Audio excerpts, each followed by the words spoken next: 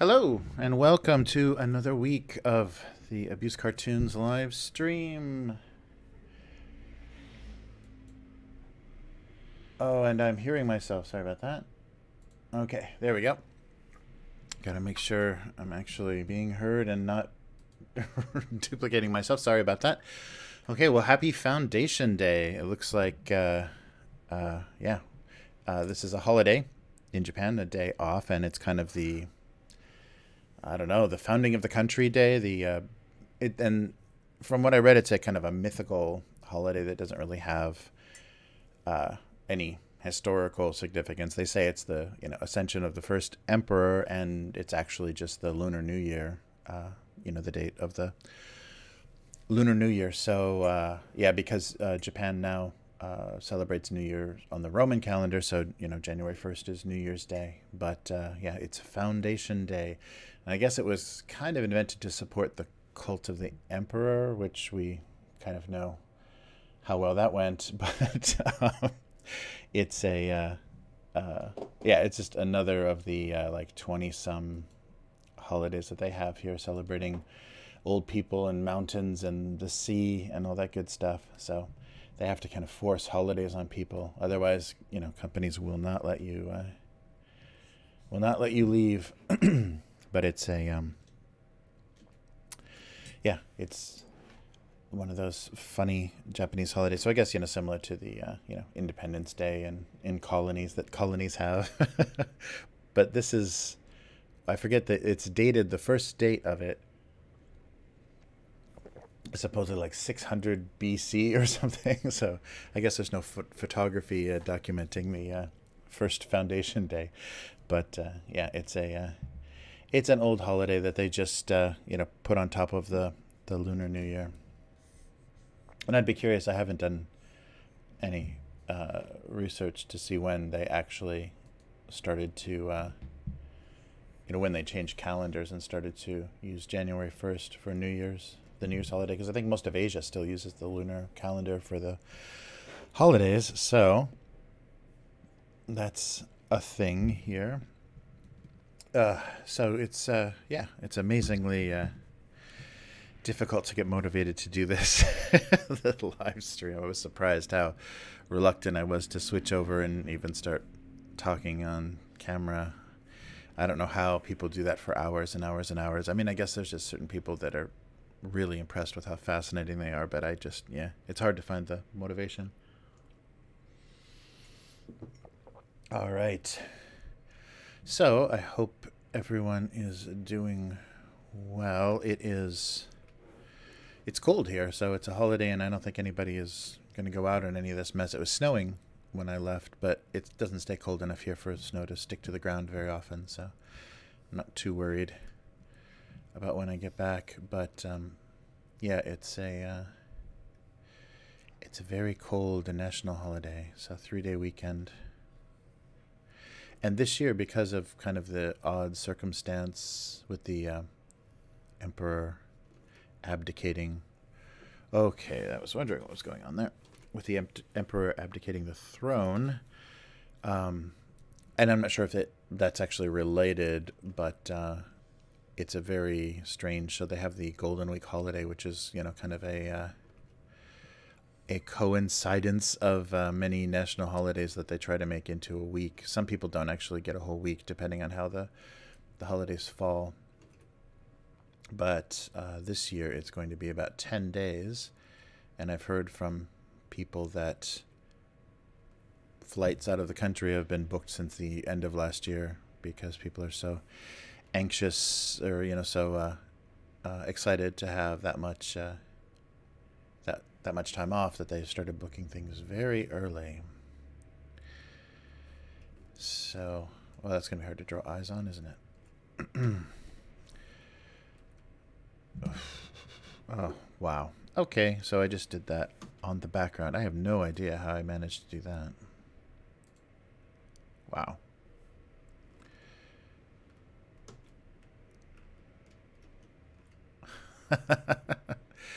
Okay, well, we're off to a great start here. I didn't even know what layer I was on. Brother. All right, so let's try this again.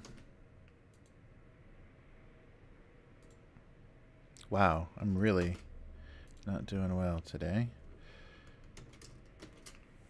There we go. Jeez. All right, well, at least we've got that wonderful thing. Okay, so let's try this again. Make sure I'm on an actual layer. But, yeah, so another national holidays. Oh, so what I was saying, oh, so Golden Week, yeah, so Golden Week is like 10 consecutive days, which is probably the longest holiday that's ever existed, ever occurred naturally here. And so people are freaking out, and I'm sure the travel agencies and the airlines are taking full advantage because they're allowed to be a little bit gougy. I don't know what the correct term would be, but they jack up tickets prices for any holiday because everyone's kind of free on the same holidays here, and they take full advantage of that, and the prices are absolutely insane. Oh, you gotta be kidding. So I can only imagine what people are paying to get their holiday. Because a lot of people think that they want to get discounts by booking things as a package, and a lot of Japanese people, when they travel, because they're so afraid to drive and use English and things, that they like the packages, so that they're kind of told what to do, and they go around on a bus. Okay, something's not going well here. And so yeah, they'll take bus tours of things and have kind of itineraries and stuff where they're told what to do and when to do it, and that's much more okay for people. So they'll pay like a package rate, and it'll give them maybe a little bit more reasonable hotel or something, but then they're kind of on a schedule. Okay, I have no idea what's going on here. I don't know what that is.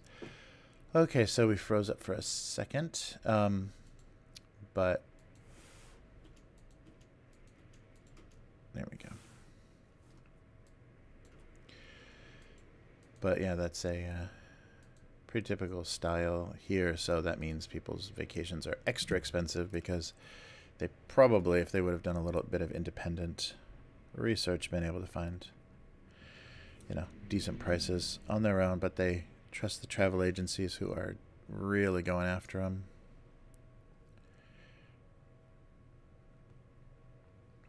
I got to be careful with these little details because it's going to be distracting for trying to put eyes on there. And those are very squared rice balls. I was trying to draw onigiri. All right. There we go. Let's see. Okay. Seems to be working okay.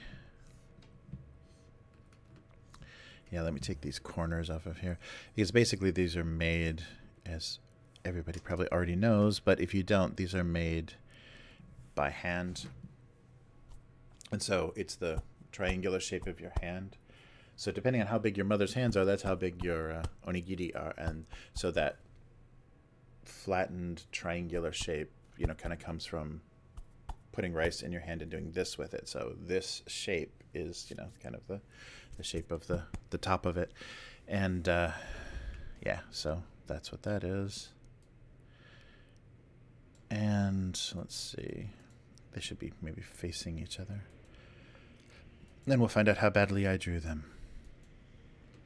Well, actually not so terrible. Usually when I mirror my drawings, it's terrifying.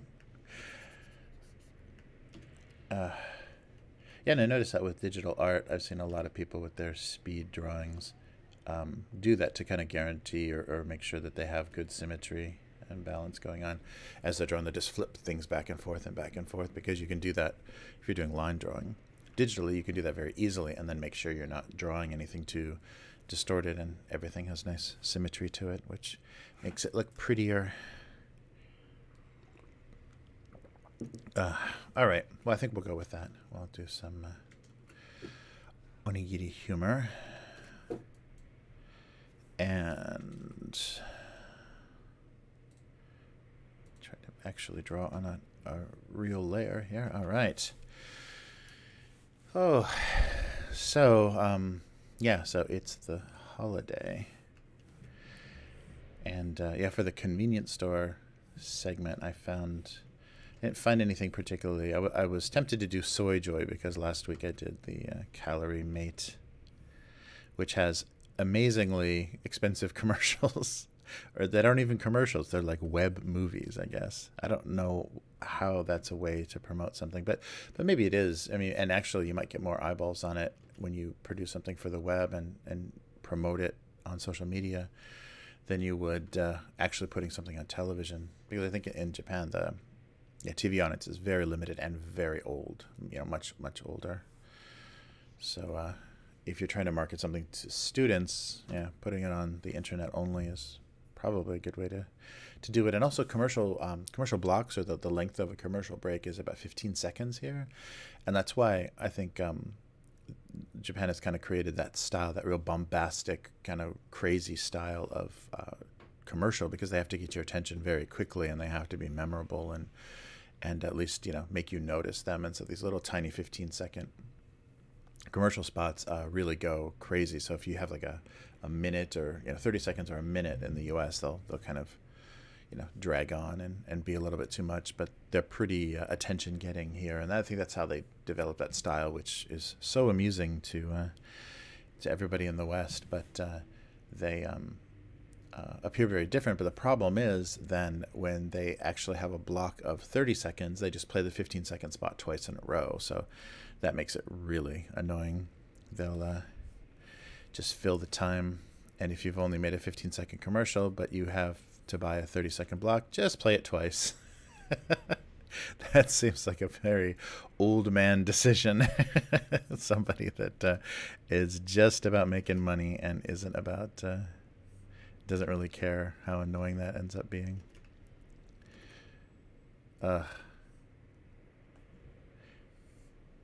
Yeah, being in Japan too, YouTube advertising is pretty funny. You get, and it seems like it's only like late at night. Sometimes if you're watching anything later at night or listening in bed, you'll get these weird like German manufacturing commercials, or these weird Chinese companies doing these 60-minute commercials. And it's just, it's just insane. But, I guess that's the model based on, where you are. They're going to try to market you something. I don't know why they think a bunch of people working for, companies that are doing engineering and construction are all watching YouTube. But, so it's pretty funny, what ends up being the commercial based on being in Japan. All right, so something like that. Okay. But, so the, there was a couple of things that were sitting together that were all thematically the same, so I thought I would make that something to talk about. It's interesting. It's an interesting thing in Japan that hasn't really made it outside, just like some of the other really classic characters here, like Doraemon and stuff. They have made it outside of Japan in really limited ways. I mean, they are just huge here. They're just such a part of kids' childhoods, and I think really only Pokemon has become that universal. I think people can recognize, in many countries, can recognize Pikachu, but there are so many more popular characters that are part of kids' childhoods here. I don't know why I'm drawing the same box again. So this is something to talk about, and the origin of it is a little interesting as well. Anyhow, am I even on mic here? Oh, there we go. Yeah, I'm not hearing myself as I usually am. Hello. Okay. Yeah. So hopefully that's going well. But yeah, so yeah, but I'm surprised how much I dread turning the stream on. And I guess that's why you get that long roll at the beginning. The stream will be starting soon. And it's never soon. It just takes so much, just like, what am I doing? What am I talking about? Yeah, it's funny to find the motivation to just talk to yourself about nothing. It's a very strange place. And very, I think, very unique. I think maybe only like radio. Well, I guess like, like shortwave radio too, like CB and ham radio kind of stuff. Although you do have, that's actually communication, but I guess like AM radio broadcasting in a very like strange market would be the only thing similar, where you're, 2 a.m., you're like an overnight DJ and just talking to yourself and you don't know if anyone's listening. It's that same sort of strangeness where it has a really odd feeling and it doesn't feel like something you should be doing. So it makes it really hard to get started to do it. And that was, somebody was talking about Twitter and how to fix it.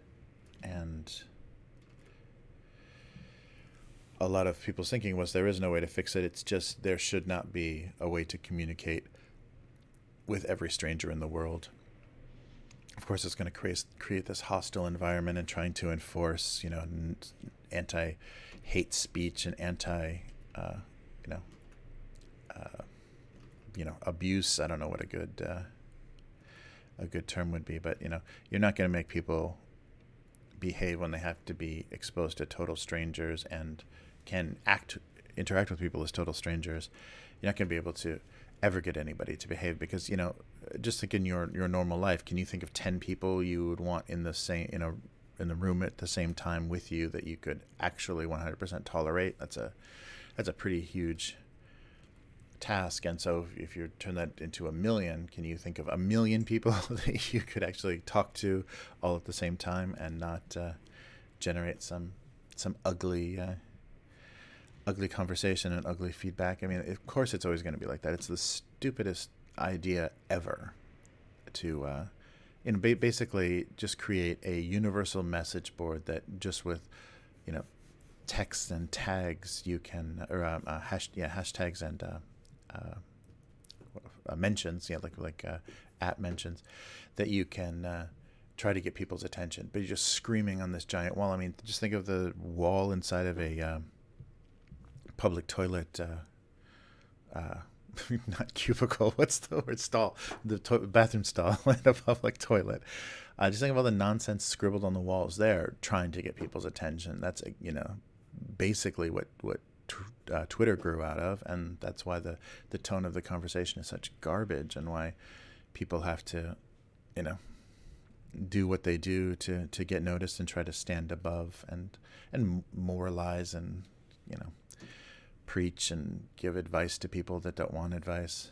That's an American, I don't know, I mean, it probably exists in other countries, but that's a real bad American disease, is unsolicited opinion from people in public about how to raise your child or how to walk your dog or whatever. There's so much of that kind of nonsense for people that think they know better and think they should tell you how much better they know.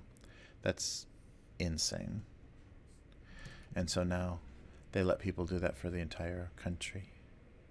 Yeah, so it's not only, I mean, just think of the amount of people that want to correct your grammar. Ugh, you're going to let them have access to every aspect of your life and actually put your, put actual personal opinions out there and just let people have at it. Ugh. Yeah, it's amazing. Amazing. And so that's why the reaction to that is trying to create classes or types of people that are untouchable, that are beyond criticism, beyond reproach. That's insane. And that's what a lot of people are doing. They're trying to position themselves politically so that they can't be criticized for anything that comes out of their mouths. Oh, big coffee today. Yeah,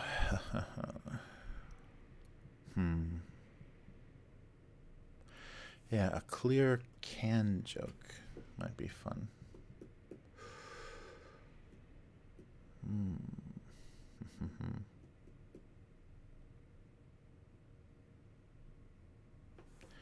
Yeah, let me think of something that would look disgusting if it was in a clear container.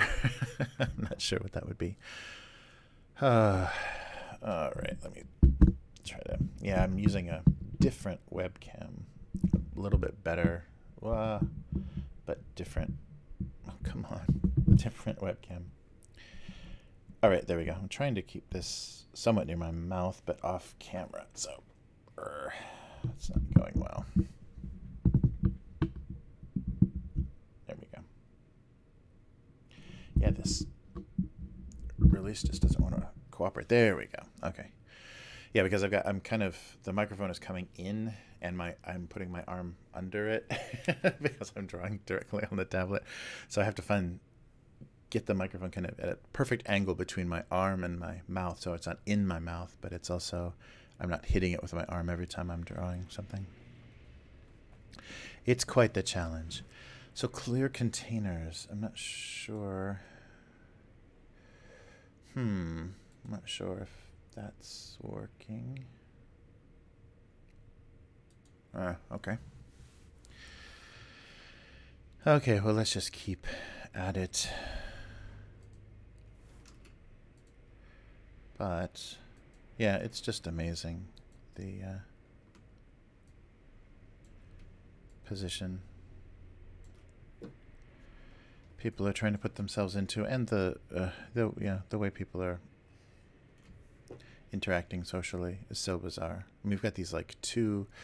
I mean, for a while, the internet was this separate thing, and you had, and that's why a lot of pedophiles and people trying to do terrible things online were just saying, "Oh, it's just a fantasy. That's just my online. That's the Second Life." If anybody remembers that, that wonderful game, whatever that was, social experiment. Trying to keep things were very separate, and that was the nice thing about it. It was escapism and fantasy, and had the kind of weird, futurist sci-fi element to it, where you were doing something, other than your normal life, and you could lose a lot of the things you didn't like about your normal life in that world. Portray yourself, however, whether that was a different gender or differently, physically different or whatever. But now it's just like that horrible third Matrix movie where things are bleeding back and forth between these kind of two worlds. And there's just no way to deal with that because people have not even come close to understanding what that is or what that means or how it should function. What is something disgusting in a clear container?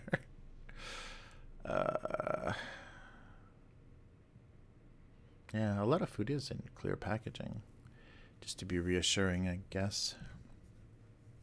Yeah, I was thinking like canned tuna or like beef stew or something.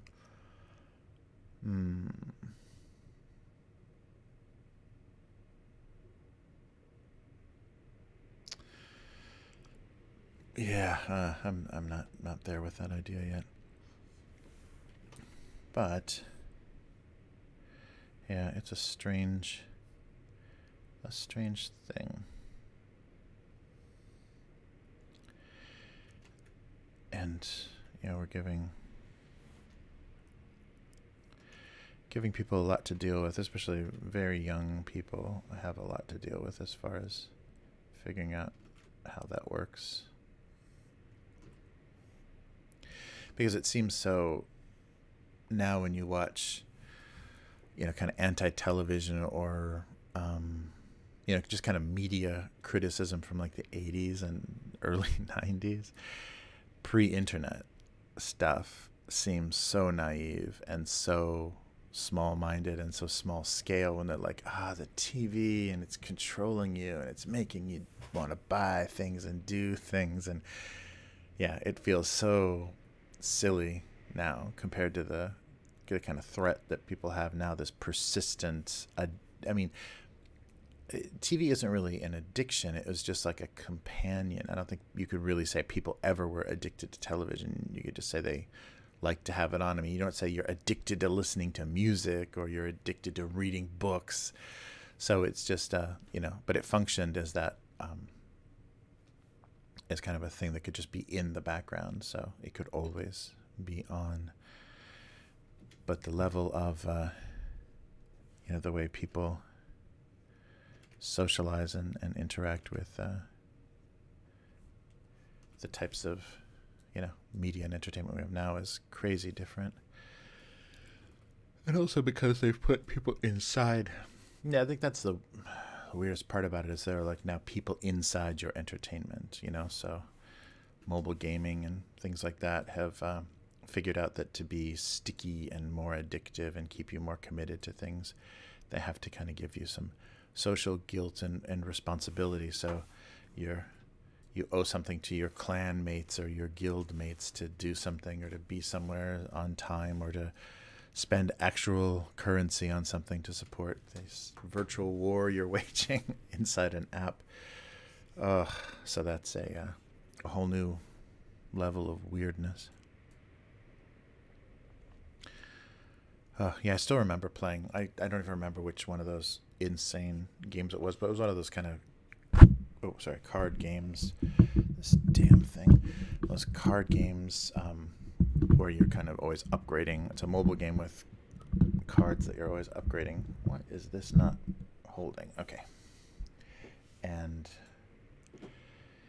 so it involved like, having a clan or joining some, team or side in a war.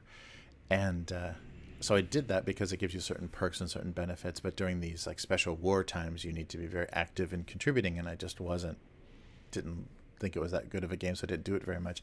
And I remember getting an email from the clan elder or whatever that was saying, I'm just really, really disappointed in your participation. And it was amazing. It must have been based on word for word something that somebody has said to him at school or something. It had this really funny tone that only like a guidance counselor or a vice principal, would kind of say to you. And so that tone had just cracked me up. It's just like, wow, this is way too serious for me. People are just way too involved, emotionally involved in what's going on here. So I don't think I can do this. But yeah, that was quite interesting. And now those kind of markets are just so flooded. I don't think there's any way. I don't know. I would imagine for mobile games, it's just people jump into mobile games, and if they have the ability to, they throw hundreds of dollars at it until they see themselves on some sort of, top of some list or some ranking, and then they quit the game. I think that's how a lot of that goes now. Yeah, I just can't imagine trying to seriously be into any of that. It's just, there's so much. Or what am I doing? Okay, so yes, Foundation Day. Yeah, there wasn't actually. There's a whole that history is long and miserable, and I didn't want to get too far into it because I don't know how interesting that is to people. But that's the day I happen to be doing this on. All right.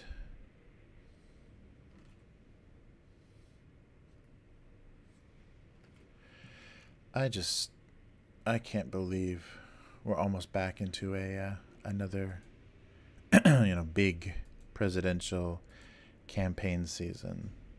It just, I'm still not recovered from the last one. I can't believe it's back again. Should be starting any moment now. Oof. But yeah, that's another Japanese thing. So when I was talking about the emperor abdicating, and I'm not sure like how much that was related to this long Golden Week holiday that's coming up this year. But the thing that does affect, because when the emperor changes, that changes the era of Japan. So right now it's Heisei era, and previous to it, it was Showa, and then before that the Taisho era. So we're going to get a new word for the time that we're living in, because a son is taking over as emperor. So that's going to be funny. They're going to announce that, I guess, in the spring, when all changes happen in Japan. They'll announce what era we will be stepping into. And I think it'll be the era of the immigrant laborer visa. Ugh.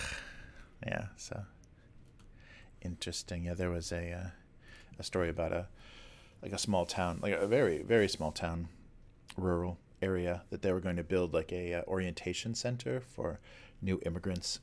Not immigrants. What is that called?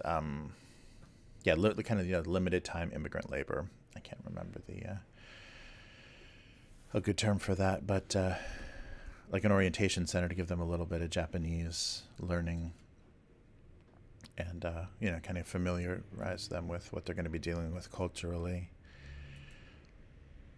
before they get just thrown into a job here. And local people just did not want to have anything to do with that, because, I mean, I'm sure some of it had to do with mistrust of foreigners, but also they have no idea like what kind of impact that could possibly have on the area, because those people aren't going to be, it's not going to be a prison, they're not going to be confined to that area, they're going to actually be, shopping and exploring around and everything when they're not in orientation classes. So it's going to change that area very much. And also, I don't think Japan's realized that, just because you make some rules, that doesn't mean people follow them. So they're going to be very surprised how many people break their visa and just, prefer to try to live here illegally, and, try to find a community that they can just, get paid under the table. And so it's going to be very surprising for Japan, and Japan's going to have its own kind of ICE, group of immigration security that's going to have to, something strange happened, the color on the tablet. Yeah, it's gonna create a whole new list of problems that I don't think they were even ready to deal with. So there'll be some really fun news stories, and I'm sure a lot of fear mongering, and because that plays well with older people here, is just foreigner bad, and so there's going to be a lot of those kind of things. And unfortunately, whether you're a migrant worker, yeah, I think that's the term I was looking for. Whether you're a migrant worker that's come from Southeast Asia working at a factory, or you're married to a Japanese national and living here, you are both gaijin, and anything that is gaijin is talked about it with the same kind of tone. So when they make laws about foreigners, it's going to cover everybody, even though it's a pretty diverse group of people. So we'll see. We will see. I have no idea what I'm doing here. I can't get away from this can idea. So, sorry, I just want to keep checking the... Checking the chat here. Okay, yeah, I guess it's working. All right, so... okay, let's start again here with some different thinking.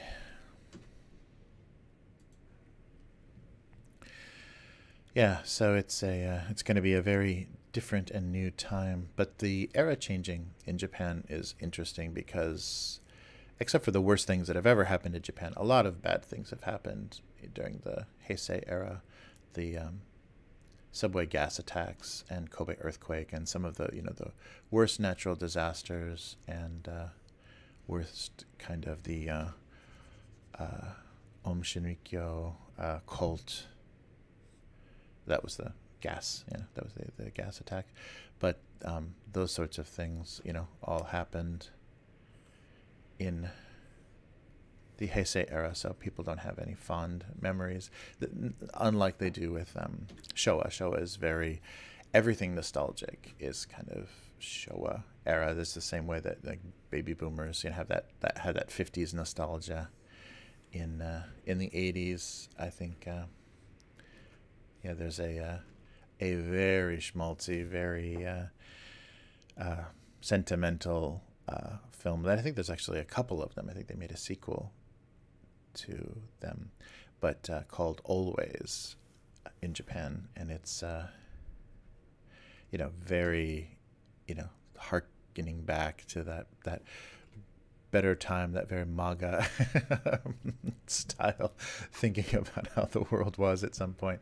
But so there's that kind of thinking in Japan too, the simpler time, which was, simpler time is actually just like directly post-war. It's very interesting because it's a very different very different thinking, because Japan did have a boom, but it came out of a very horrible time, and America's boom was just based on not really being that geographically involved in anything, and being able to make war a profitable thing. But so that's a funny kind of sentimentality that they have here. So you wonder what if people are going to be sentimental or miss things. I guess there is, a little bit you see on television here, the kind of retro missing. A lot of people collect like things from the 80s and things. There's a lot of used bookstores that have huge magazine sections and things from 80s kind of pop stuff. So I guess that does exist here in its own way. But yeah, I wonder what what's going to be missed or reminisced about. And it'll be interesting if we actually have a generation that doesn't care, that's very like futurist and forward thinking, and cannot be caught up in that sentimental thing, which I guess is very possible, because if they are watching their parents or their older brother or cousins or whatever go through that, to totally reject that would definitely be an option. So that might be a funny thing, is a nostalgia proof generation. Wow. That would be nice. But with the internet functions, so much on that level that it's hard to imagine. Yikes. Let's try to straighten that up. And my ideas just go to coffee. That's wonderful.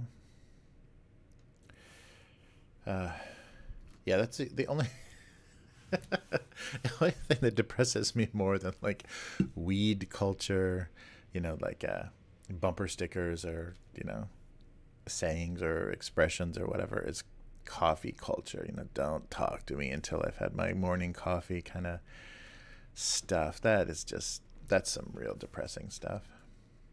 If that's your identity. Gotta have my morning coffee. Ugh. But yeah, it just shows people identify with the funniest things. All right, so here we go. Coffee. Wait, I think I have a coffee. Was that a coffee can? Something. I had some kind of coffee can. Didn't I? Yeah, that's kind of a coffee can. But if it's going to be a coffee can, I think I want to do the divots on the side. Yeah, my favorite part of coffee cans are those little boom, boom, boom, boom. The little, I don't know what you call that, corrugation or whatever, that little indentation that gives it the strength, so it's not so crushable. There we go. Look at this. And now, original concept. So okay, so this is my chance now to hate on that that don't talk to me before I've had my morning coffee. Ugh, I think I'm gonna fail miserably though. Let's see. Yeah, but that kind of stuff, weird pajamas and nightgowns or t-shirts that are meant to be worn as pajamas that say stupid stuff like that. Coffee culture.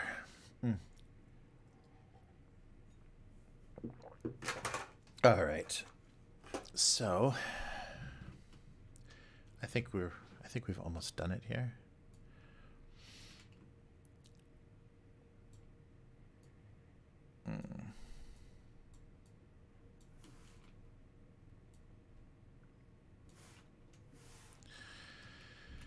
Okay, and here's the onigiri, the universally understood humor of onigiri. Yeah, it's funny because it's always translated in English as rice ball, and there are round versions. I mean, I think maybe older versions don't have that triangular shape, and maybe that came from like when they started being manufactured, because it's not quite the shape that it would be from your hands. The ones that you get in the store, so they obviously have a mold or something. Maybe it's rubber hands, but a mold that they're using to create them. And actually, they should be a little wider than they are. Let's see if I can make that work. Yeah, they're a little pointy. That works better. Okay. Oof. Am I doing this? I'm doing this. Okay, so we're having onigiri humor because it's a universal thing, right? Ugh. Let's see. Not so red.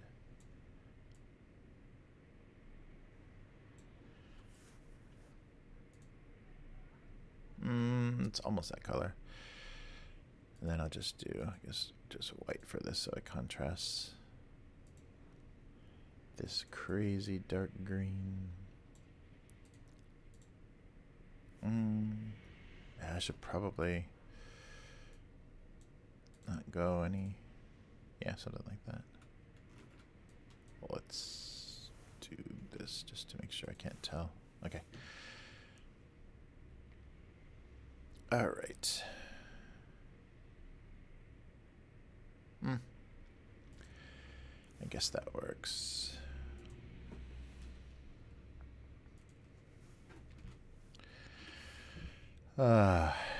Okay, so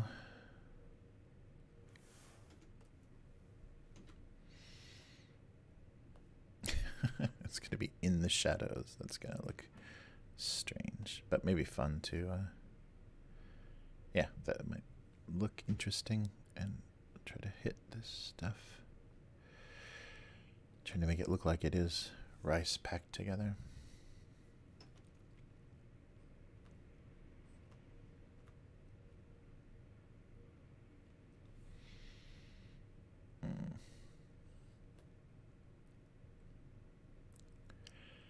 Yeah, I think that kind of works.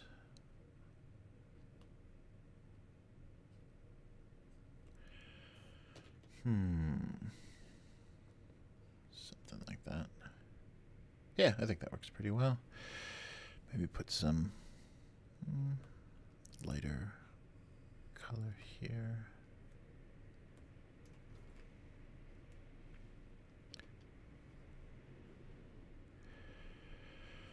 Okay.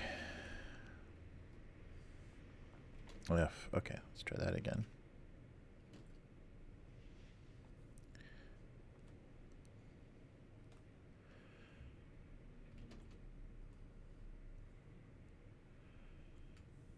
Alright, so putting some shadows underneath these crazy rice balls. Alright, I think that works. But what is the joke?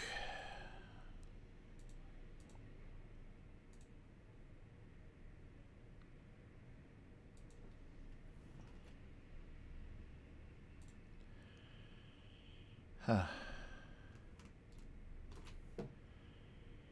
right. And coffee. Oh boy. I'll go with my standard blue cup. All right, and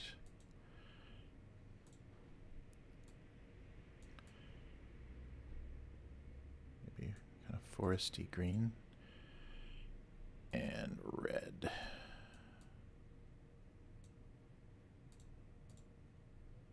Maybe darker than that. Yeah, something like that. Oops. And maybe I should color this maybe like a gold. Try to just get away from a too recognizable color scheme. Let's see, this might work for the can as well. Yeah. That should. Although that wouldn't be yellow. It's the top that's yellow. Yeah, this is the plastic. This should be like a metal color. Of course, of course. All right. Yeah, that works.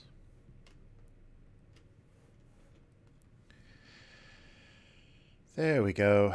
Recognizable coffee. And then as far as the labeling,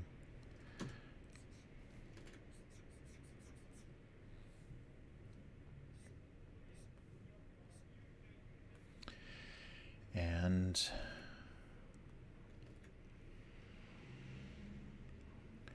a recognizable circular design.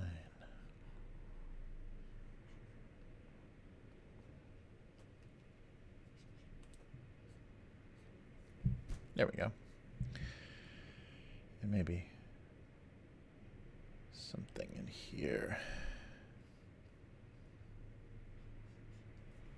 There we go. All right, and bring this all down a little.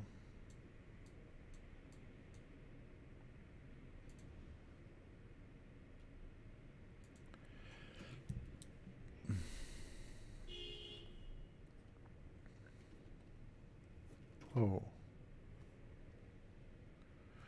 Oh, yeah, I gotta bring that. That's why that was so low before.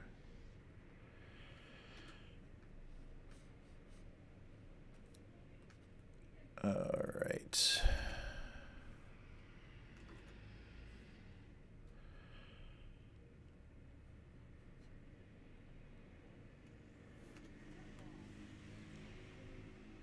All right, that works.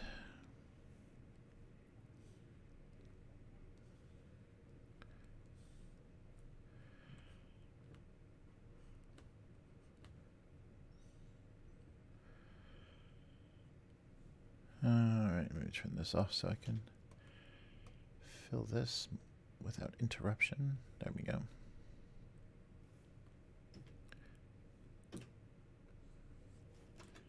Let's see how well this shows up. Oh, yeah, pretty well.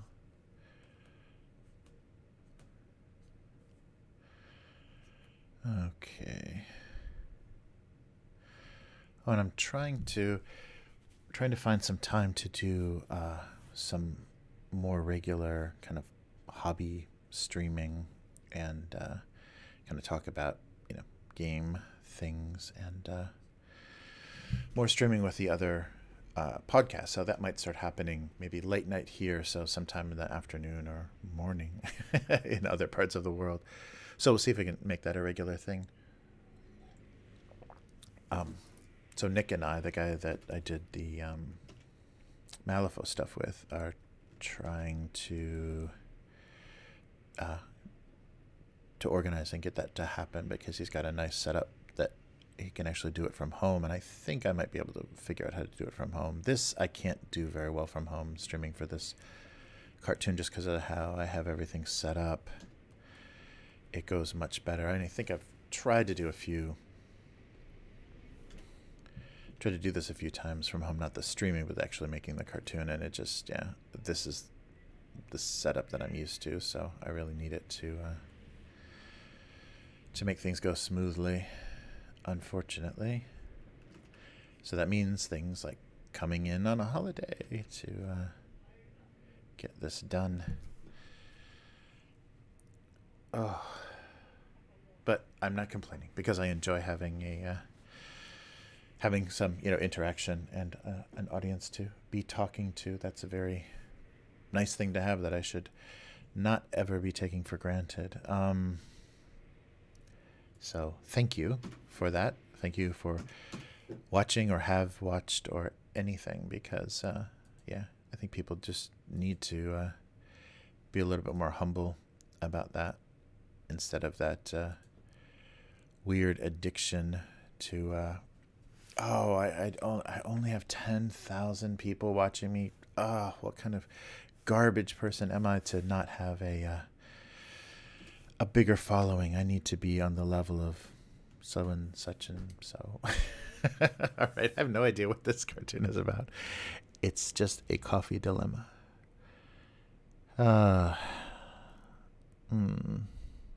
Okay. I think that works. So let me save both of these just in case the worst happens.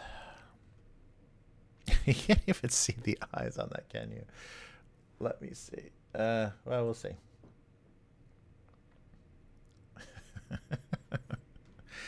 Yep. Oh, actually, this one could probably use like just to get across what's going on here. The rice is kind of a seasoned rice. Yeah, maybe something like this, and then give a little bit of thin. Yeah, I don't know if that's gonna work. Oh, I definitely need to do that. Kind of. Maybe it should be here, like kind of. Yeah, thinly reinforce the color.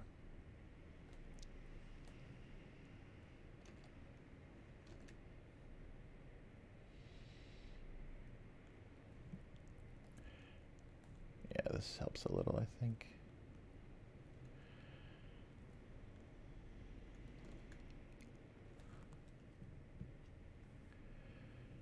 I think so. Okay, yeah, that works a little bit better. Because the color of the rice wasn't quite right, but if I get that edge on there, I think it helps. Okay, so let's try to... Oof, okay, there we go.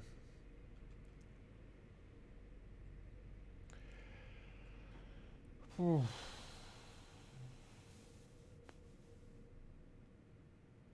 All right. So let's switch over. Let's switch over to the convenience store segment before we get any writing going on here. Ah, microphone. Okay, there we go. Okay, so yeah, let's try that. Okay, so be right back.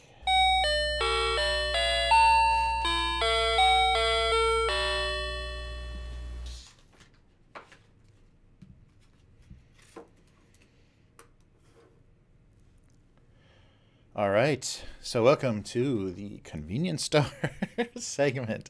Okay, and the thing that I saw that it's everywhere. It's actually inescapable. So it's funny that some people are raising kids in Japan and are trying to avoid this. They don't think it's a good thing, so they're trying to avoid it. But the thing that I'm talking about is, of course, Ampaman, right? That bean paste bread headed superhero. So it's a very odd, I don't know if this is familiar. I think it's had some, mostly in Asia. I think it plays in like on TV Japan in the US, the Japanese language cable channel, which is all like NHK basically. But Ampaman is this guy here, and his head is supposed to be a big ampan, which is a sweet bean bun. So it's a round bun with sweet beans inside of it. And as you can see, he has a cape and a little smiley face on his chest. I don't know, and gloves. So it's a character, I think, for very young children, definitely like kind of preschool age children. And the origin of it is very interesting. So the creator is Takashi Yanase, And in interviews, he has said that because he was, living in kind of the rebuild and reconstruction time in Japan, and food was not, always available. There was definitely difficulty feeding the displaced populations and things. And so as a kid, he said he dreamed of, when there was no food, he would have dreams of eating ampan, these sweet bun bread that he remembered from maybe very early childhood. And so the idea was, well, that is a great superhero. So that, that came to him in a dream. So the person that rescues children from their their horrible lives, the difficulties in their lives, the risk of starvation and disease and death in their lives, is ampaman, is food.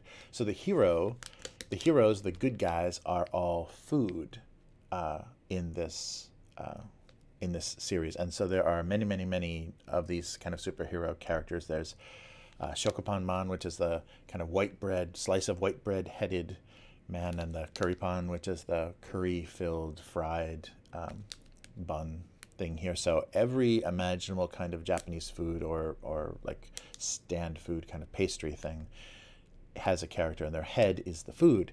So that, so food is the good thing. Food is what saves us. So that means that the enemies are things like this guy. Wah.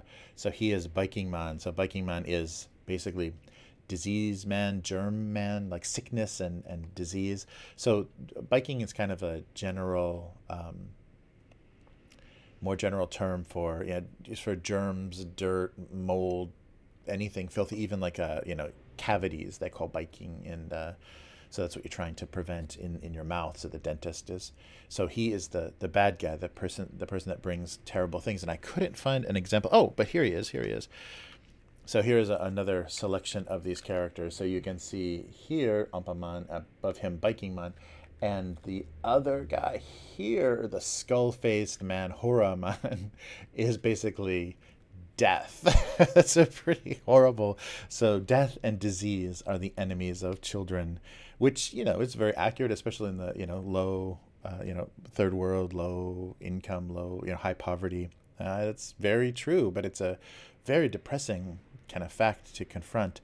I'm not sure some of the other letters, like cream menam panda. So there's some male and female characters, and the female kind of bad guys, I don't know, the female on the bad side are aliens. So it's disease, death, and aliens are the biggest things that children have to face. So I just wanted to show, this is everywhere. They merchandise these characters and this brand just insanely.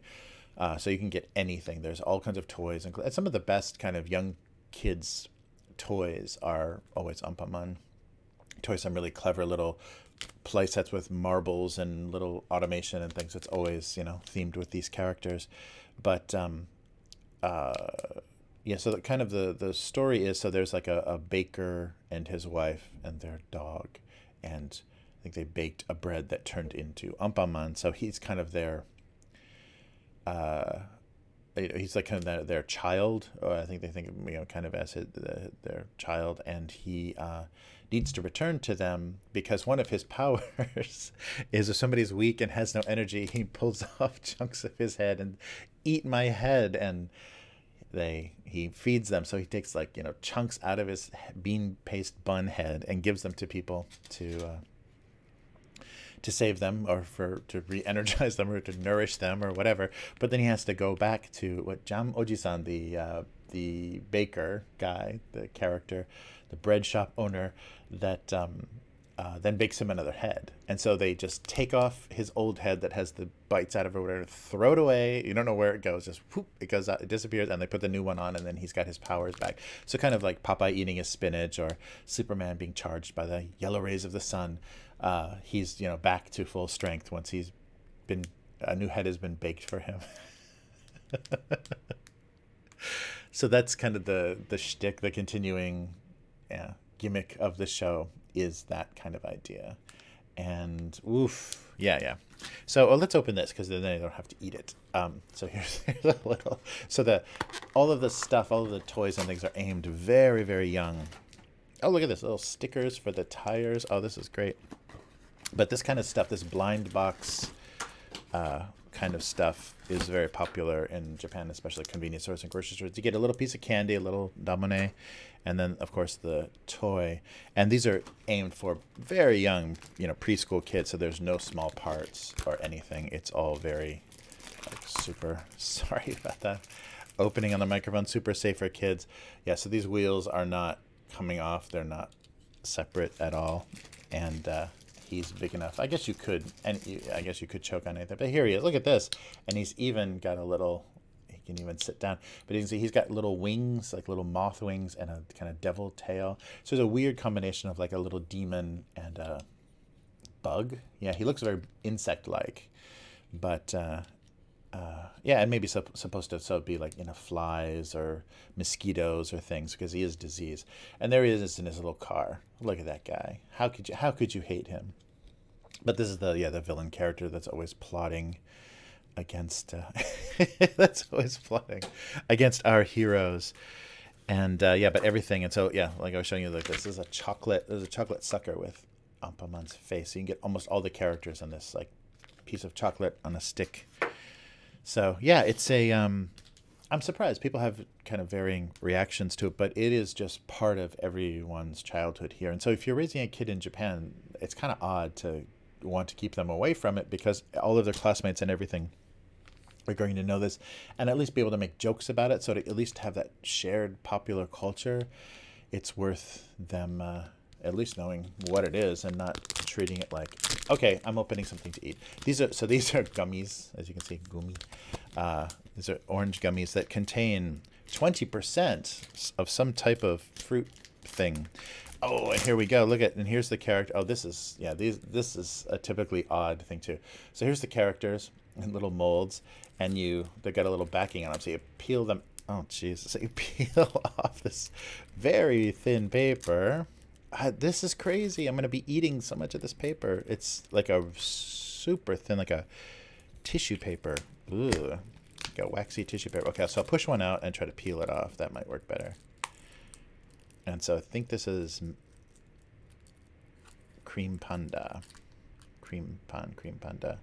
Okay, this is really hazardous. There is so much plastic stuck on the back of this. Ugh. That's a really bad design.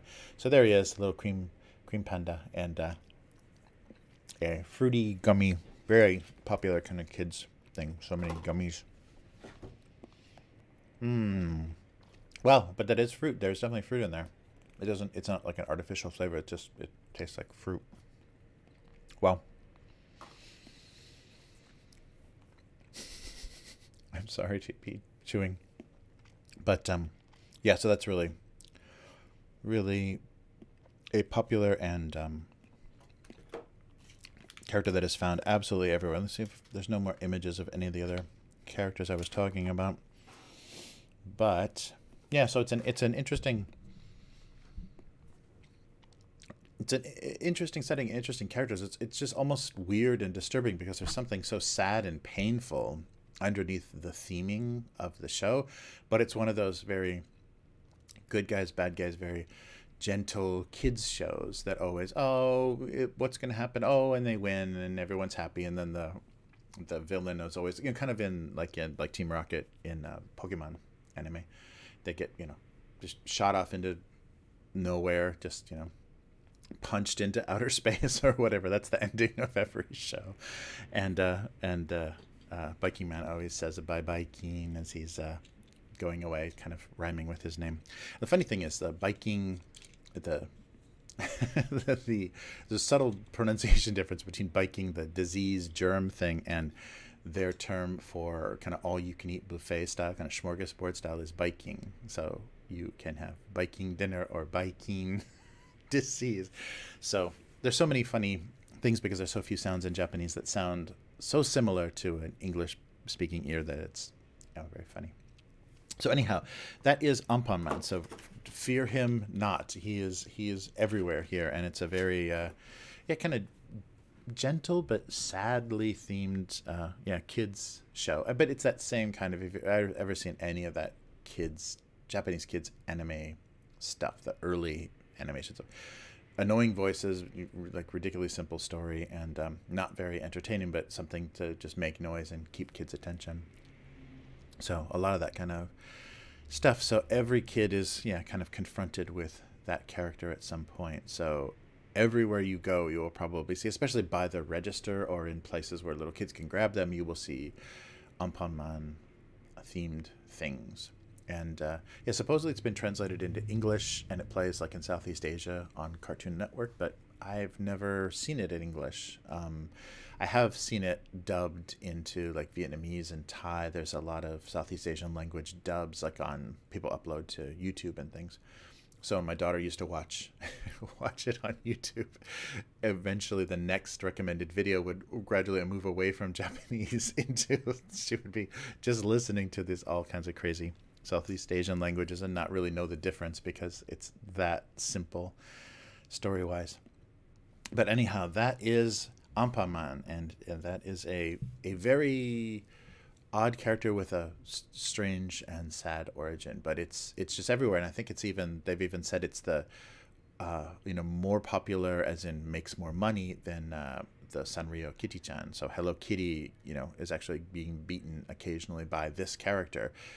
And aesthetically, you can see the design of him is not particularly super cute or compelling. It's got this weirdness, this kind of dated weirdness to it, but not in a nice way. Kind of like how they do the illustrations for the mascot characters for like the police station or the local prefecture. It's like the government office mascots. It has that kind of like sad, boring design of it, but it's so old that they I guess they see it as quite classic. I think like about the time of Hello Kitty, like early 70s, it started to be kind of mass produced. So I think he made picture books first, like kids books first, and then it just got into being out of control. And I think the original creator stopped actually working on anything original like in 2013.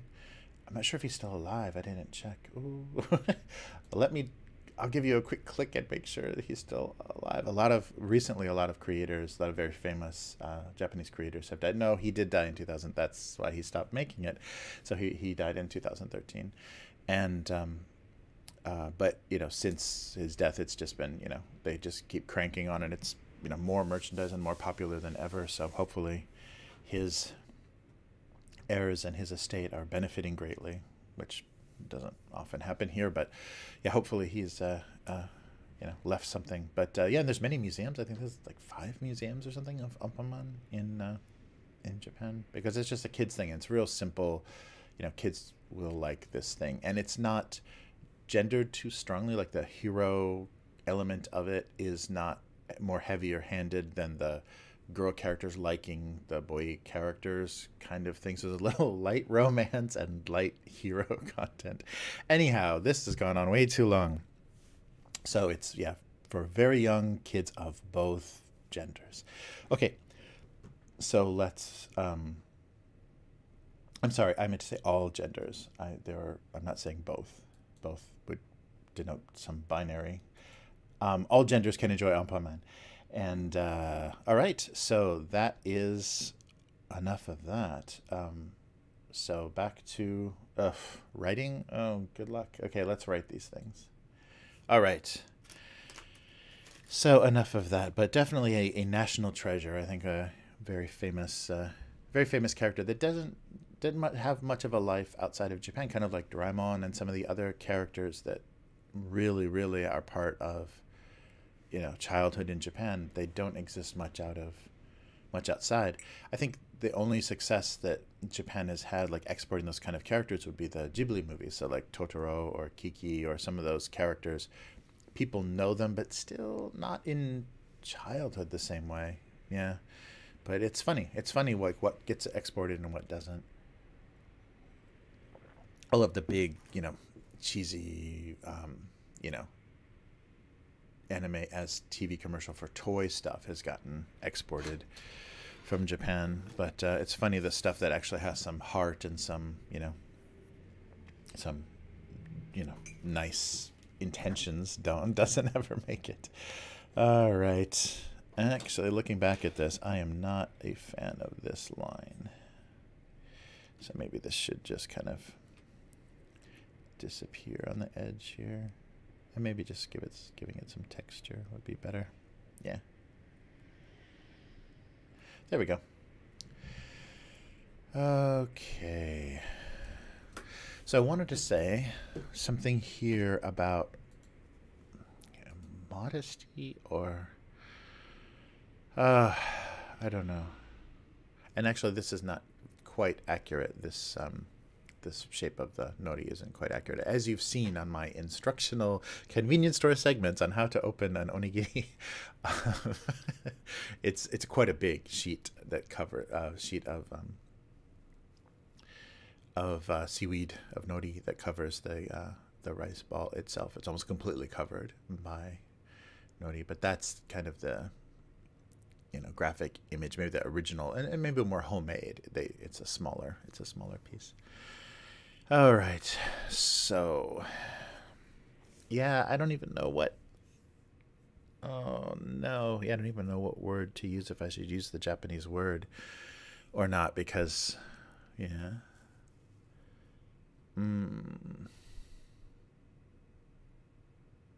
I don't know. Okay, I think I'm gonna.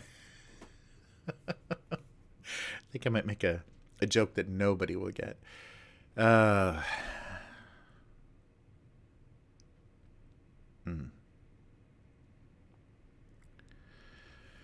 Oh boy, oh boy.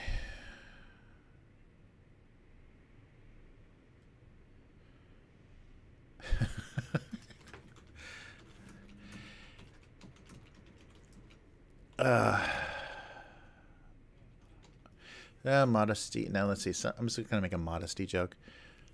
Sometimes, so a naked rice ball.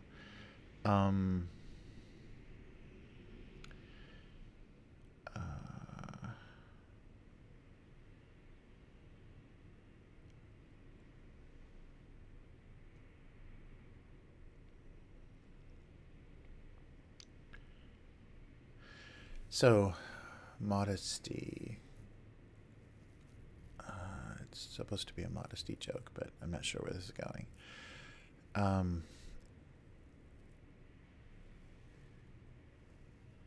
Sometimes. I don't think I want to start with sometimes.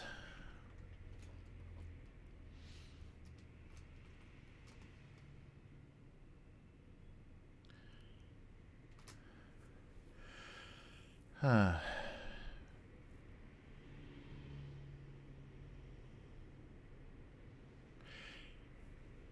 Okay.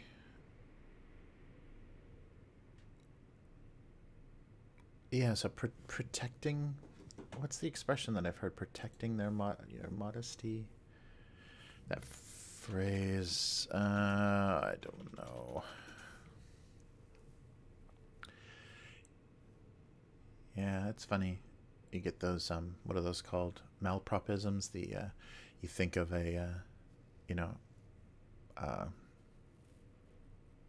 you think of a phrase or something that is, kind of a common idiom or something, and get a word wrong. Or often when people are speaking extemporaneously, especially on streams, they will make those weird mistakes where they will say something very odd. Yeah, to protect their modesty. Yeah. So protecting your modesty is a yeah. That's what I was thinking of.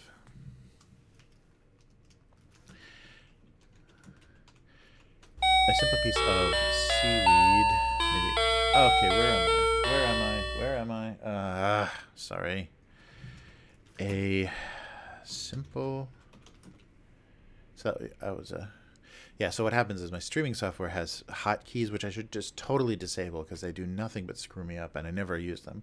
And so if I've got the focus on that app, and then when I'm doing shortcuts or typing in Photoshop, then I'm switching scenes and freaking out the stream. You should just be able to lock that all down. I don't even know why. And you should have seen when I was setting this up somehow I did some crazy thing that knocked all the cameras out of whack, and I think it was basically like pressing Control Z or something just freaked the whole thing out. Anyhow, a simple piece of dried seaweed.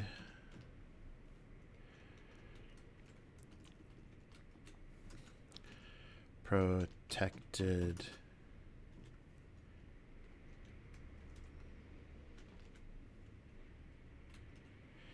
a good amount of a rice balls. No, I don't want to do possessive. The modesty of.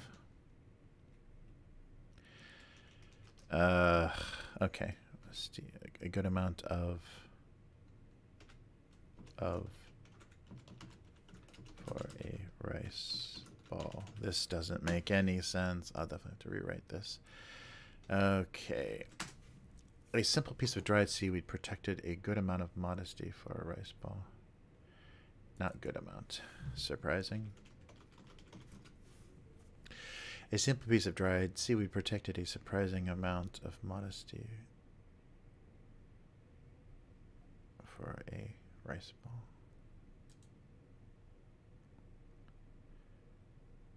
For specifically this one. A simple piece of dry seaweed protected a surprising amount of modesty for the rice ball.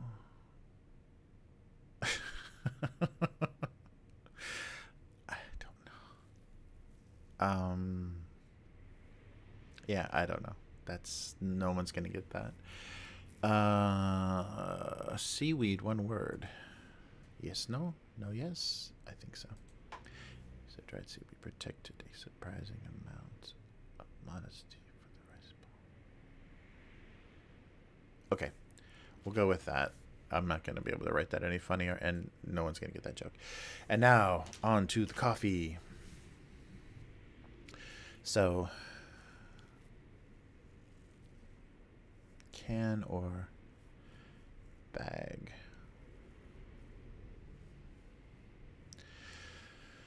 Okay, so here's a chance to...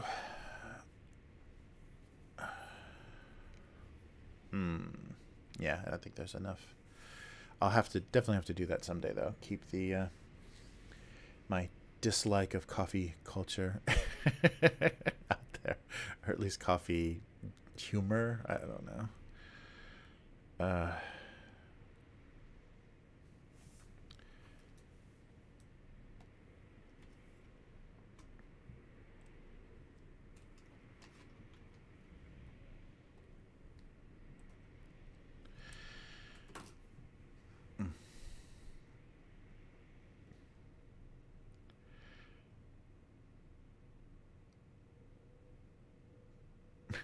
Okay, so some sort of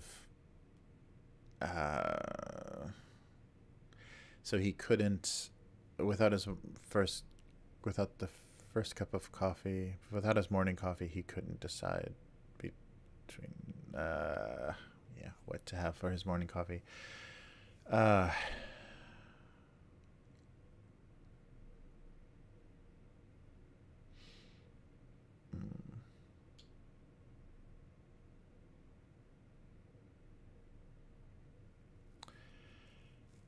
Yeah, let's see.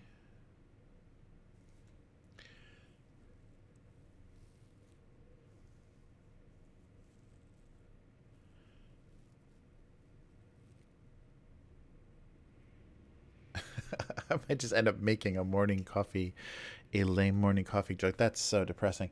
All right, here we go. Sorry.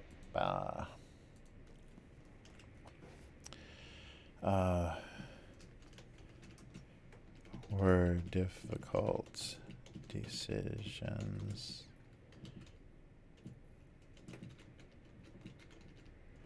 were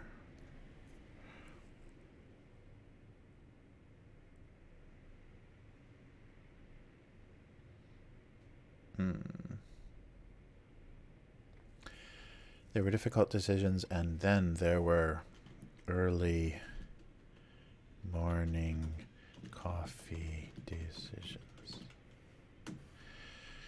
Coffee. I'm making a coffee joke. That's brilliant. See, you become the thing you hate. That's the biggest lesson in life. Okay, there were difficult decisions, and then there were early morning coffee decisions.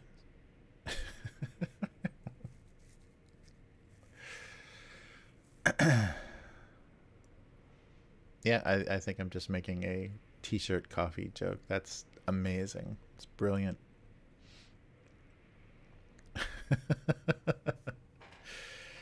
Oh, wow. Yep. Yeah, I think if I ever have to write a suicide note, I think it will definitely have to include a morning coffee joke in it. Oh. Ugh. There were difficult decisions, and then, yeah, with the emphasis, and then there were early morning coffee decisions.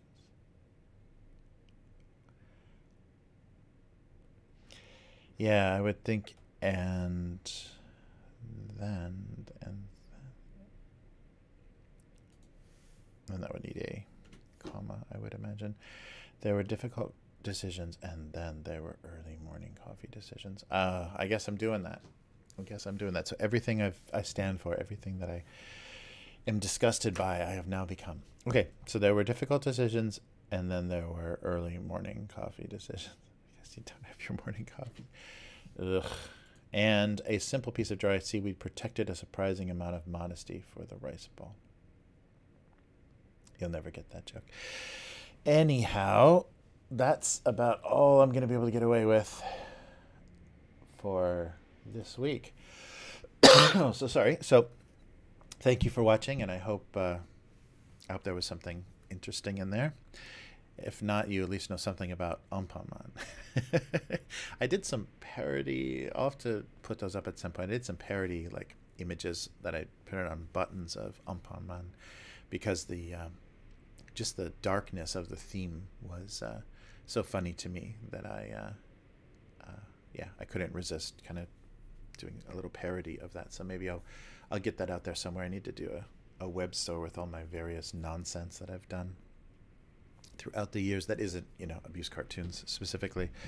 But anyhow, so thank you for joining me, and thank you especially to my patrons. I appreciate so much you giving me the ability to be able to do this and to bring you this ridiculousness as well as all this stuff from convenience stores that you may never have to deal with. But anyhow, I hope it's somewhat entertaining, something interesting out there. And if you'd like to become a patron, please visit patreon.com/abusecartoons. And you can follow this cartoon on abusecartoons.com. There's the YouTube channel where these stream and then are archived, as well as the Twitch channel, and both of those are /abusecartoons. And then, of course, the website, abusecartoons.com. So please, feel free to take a look at that. That's thousands of cartoons and over years, soon to be decades, of cartoon work. And also, if you'd like a subscription that is easily delivered in your inbox, as well as a community to kind of talk about cartoons with, gocomics.com/domestic abuse, I believe, yes, domestic abuse is where you can find the syndicated home of this cartoon.